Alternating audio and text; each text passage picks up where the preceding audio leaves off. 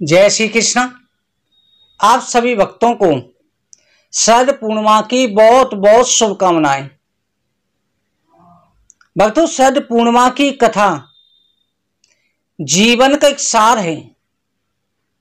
इस कथा के माध्यम से जीवन में जीने की सीख मिलती है, भक्ति के मार्ग पर चलने का एक रास्ता मिलता है। शरद पूर्णिमा हमारे जीवन के सभी अंधकार को मिटा देती है। भक्ति के मार्ग पर चलने का सबसे पहला कदम है। आत्मा परमात्मा का मिलन है, ब्रह्म और जीव का मिलन है। शरद पूर्णिमा की कथा इंसान को सायुक्त मुक्ति कराने का एक अच्छा रास्ता है। इस कथा के श्रवण करने से काम पर विजय प्राप्त होती है। भगवान श्री कृष्ण ने यहां पर संसार को दिखाया है कि व्यक्ति अपने कर्म के द्वारा परमात्मा को प्राप्त कर सकता है। गोपियों ने परमात्मा को अपने वश में कर लिया था। तभी तो कहा जाता है ना कि शरद पूर्णिमा की कथा श्रवण करते समय मन में ध्यान रखो कि आप परमात्मा के समीप हैं। शरद पूर्णिमा के दिन से अगले दिन से कार्तिक के महीने की कथा प्रारंभ होती है। कार्तिक स्नान प्रारंभ होता है। शरद पूर्णिमा के दिन 6 शत्रु काम, क्रोध, मद, लोभ, मत्सर, अहंकार सबसे मुक्ति मिलती है। और जब इनसे मुक्ति मिल जाती है, परमात्मा की कथा श्रवण करने का, परमात्मा के सानिध्य का सौभाग्य प्राप्त होता है। अनेक जन्मों के पुण्य उदित होते हैं। आप सभी कथा को ध्यान लगा करके श्रवण करें। और कार्तिक के महीने में आपको ऐसी दिव्य अलौकिक कथाएं सुनाई जाएंगी। और इसके साथ में आपको परमात्मा की प्राप्ति का रास्ता भी दिखाया जाएगा। इसके लिए आप प्रत्येक कथा को अवश्य सुनें, चैनल को सब्सक्राइब करें, बगल में बेल आइकन को प्रेस जरूर करें, जिससे प्रत्येक वीडियो सबसे पहले आप तक पहुंच सकें। सबसे पहले आप आंखें बंद करके ये ध्यान रखिए, आप कहीं पर भी हैं, किसी भी स्थान पर हैं, आप परमात्मा के ही समीप हैं। आप वृंदावन में हैं। मन में ध्यान रखो, राधा नाचे, कृष्ण नाचे, नाचे गोपी जन, मन मेरो बन गयो सखीरी पावन वृंदावन। मन में रखो, राधा कृष्ण नाच रहे हैं। आपके मन के हृदय के अंदर ही महारास हो रहा है। आप वृंदावन में स्वतः पहुंच चुके हैं। वृंदावन आपके हृदय के अंदर प्रकट हो चुका है। आप उसी समय पर हैं। वर्तमान समय पर आप भी महारास में गोपी भाव में परिवर्तित होकर के प्रवेश कर चुके हैं। एक बार कामदेव को बहुत अहंकार हो गया। कामदेव के मन में जिज्ञासा हुई कि संसार में मुझे कोई पराजित नहीं कर सकता। कामदेव अहंकार के कारण त्रिलोक में विचरण करता हुआ कि मैंने, भगवान शिव जी ने मुझे भस्म किया था, परंतु पराजित नहीं कर सके। जो मुझे दंड ना देते हुए भी पराजित करे, वही विजयी माना जाएगा। मैंने सभी को वश में कर लिया है। अपने पिता ब्रह्मा को भी वश में कर लिया है। रास्ते में देवर्षि नारद मिले। नारद जी को कामदेव ने प्रणाम किया। नारद जी ने आशीर्वाद देते हुए कहा, कामदेव क्या बात है? कामदेव ने कहा, प्रभु संसार में मुझे कोई विजय प्राप्त नहीं कर सकता। आप भी समाधि में थे, तब आपने मुझे पराजित किया था। आप सचेत रह करके, स्त्रियों के मध्य में रह के कोई भी मुझे पराजित नहीं कर सकता। नारद जी ने देखा कि इसका अहंकार बहुत चढ़ गया है।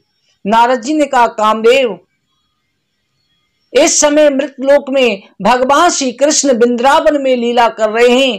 गोलोक धाम से सभी गोपीगण आए हुए हैं, राधा जी आई हुई हैं। तुम जाकर के उनसे युद्ध करो, वो तुम्हें अवश्य पराजित करेंगे। कामदेव नारद जी से आज्ञा लेकर के भगवान श्री कृष्ण के पास पहुंचा और प्रार्थना करी कि हे गोविंद, आप मुझे युद्ध में पराजित करें, मेरी इच्छा पूरी करें। भगवान ने कहा चिंता न कर, शरद पूर्णिमा के दिन मैं तुझसे युद्ध अवश्य करूंगा, अपने सभी गणों को लेकर के आना। इधर भगवान श्री कृष्ण ने सभी गोपियों को आश्वासन दे रखा था कि मैं तुमसे मिलन अवश्य करूंगा। गोपियां कोई साधारण नहीं है, कई कई हजार युगों से तपस्या करके ऋषि मुनि गोपी भाव में परिवर्तित हुए हैं। भगवान ने 3 बार महारास लीला करी है। एक तो बुजुर्ग गोपियों के साथ, महारास किसे कहा जाता है? महारास कहा जाता है जो मिलन होता है आत्मा परमात्मा का, जो परमात्मा का सानिध्य प्राप्त होता है, प्रेम प्राप्त होता है। जैसे पुत्र को गले लगाते हैं, एक अद्भुत मिलन होता है, उसे भी पवित्र मिलन कहा जाता है। ऐसे महारास पवित्र हैं। जिस समय ब्रह्मा जी ने ग्वाल बाल बछड़ों को चुराया, उस समय भगवान ने बछड़ों का उड़ान किया, ग्वाल बालों का किया, तो उनसे गले लग करके माता पिता बड़े प्रसन्न होते थे। उन्हें गोपियां गले से लगाती थी। 1 वर्ष तक भगवान 1 वर्ष तक किया है। गोपियों के पास पुत्र बन के रहे, ये उनके साथ रास हुआ। गायों के साथ बछड़ा बनकर के रहे 1 वर्ष तक, ये उनके साथ मिलन था। गाय अपने बछड़ों को चाहती थी, प्रेम करती थी।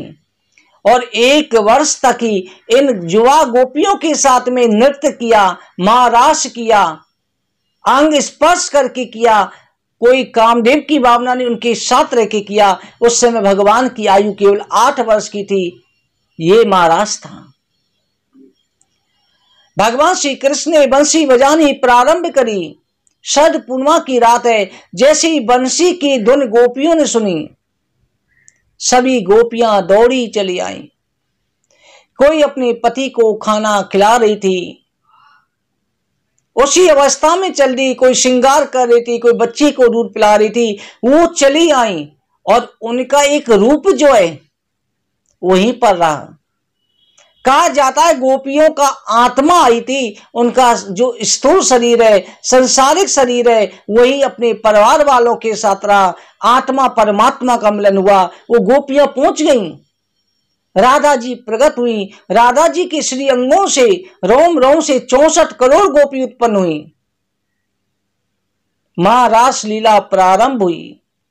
प्रत्येक गोपी के साथ भगवान श्री कृष्ण करे हैं, सबके साथ नृत्य कर रहे हैं, महारास कर रहे हैं। देवता आकाश से खड़े हुए हैं। वृंदावन में केवल गोपियों को प्रवेश है, किसी ग्वाल वाल को प्रवेश नहीं है। चंद्रमा की कलाओं से भी 16,000 गोपियां उत्पन्न हुई। उसी समय भगवान शिव जी ने देखा, कहा कि प्रभु के प्रत्येक लीला का मैंने अनुसरण किया है, प्रत्येक अवतार का अनुसरण किया है। आज मैं भी महारास में जाऊंगा, क्योंकि पार्वती जी महारास में जा रही हैं, सभी देवियां आ चुकी हैं महारास में। भगवान बोले देवी मुझे भी ले चलो। पार्वती जी बोली स्वामी आपको क्या कह के ले जाऊं, पर अपनी सखी बना करके ले जाओ। कहा जाता है जब दरवाजे पर पहुंचे थे तो ललता विशाखा ने शंकर जी को रोक लिया। उस समय नारद जी भी आए थे, जो ब्रह्म पुराण की कथा है, परम पुराण की। नारद जी को शिव जी को रोक दिया था पहले। कहा था कि आप जो पुरुष हैं जा नहीं सकते, आप चाहे भगवान शिव हैं चाहे देवर्षि नारद हैं। तब नारद जी ने गोविंद कुंड में स्नान किया और भगवान शिव जी ने राधा कुंड में स्नान किया। भगवान शिव जी ने गाया मुनिंद वृंद वंदते ते लोक शोक हारिणी प्रसन्न वक्र पंकज निकुंज भुविलासिनी ब्रजेन भानु नंदनी ब्रजेन सून संगते कदा करिष्ये माम कृपा कटाक्ष भाजनम। कृपा कटाक्ष स्तोत्र का पाठ किया। नारद जी ने राधा कवच का पाठ किया, उन्हें गोपी भाव प्राप्त हुआ। तब उन्हें पार्वती जी गोपी बना करके अंदर ले गई, क्योंकि पुरुष होने के साथ साथ भाव भी तो होना चाहिए। महाराज प्रारंभ हुआ, कामदेव ने अनेक प्रकार से अपने बाण चलाए पर सभी पराजित हो रहे हैं। महाराज कहते कहते इधर 1 वर्ष की रात्रि हो चुकी थी, चंद्रमा अपनी जगह स्थिर था, समय चक्र रुक चुका था, काल चक्र भी महाराज देख रहा था। महाराज करते कहते भगवान श्री कृष्ण ने कहा कि आज मेरे भोलेनाथ का परिचय होना चाहिए। भगवान श्री कृष्ण ने बंसुरी बजाना प्रारंभ करा। जैसे ही बंसी बजाई, भगवान शिव अपने सुध बुध भूल गए, उन्होंने तांडव नृत्य करना प्रारंभ कर दिया। भगवान शिव जी के तांडव नृत्य को देख करके उसी समय सारी खिसक गई।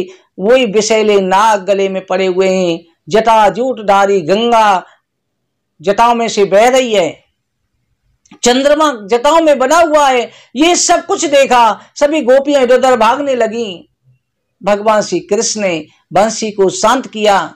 जैसे ही बंद किया, शिव जी को होश हुआ। भगवान शिव जो है अपनी साड़ी सिर पर डालने लगे, पल्लू मारने लगे, घूंघट मार रहे हैं।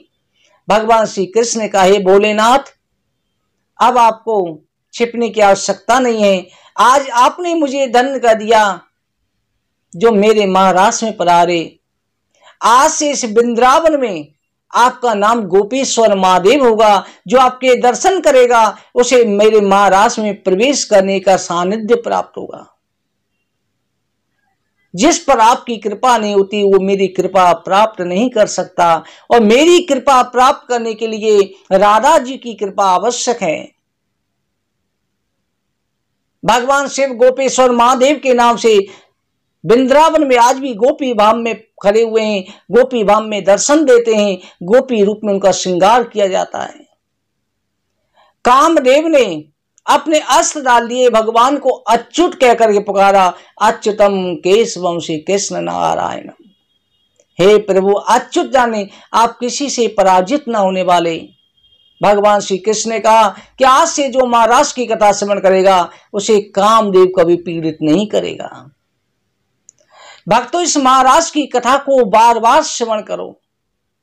और कल से आपको जो है कार्तिक मातम की कथा श्रवण करनी है। 7 तारीख के प्रातः 4:30 से प्रारंभ हो रही है, और हर वर्ष अलग अलग कथाएं का समय होता है। कथा का समय ये रहता है, पर हर वर्ष कार्तिक कथाएं सुनाई जाती हैं। कार्तिक स्नान कथा जरूर श्रवण करें। कल प्रातः 7:30 बजे श्रवण करें।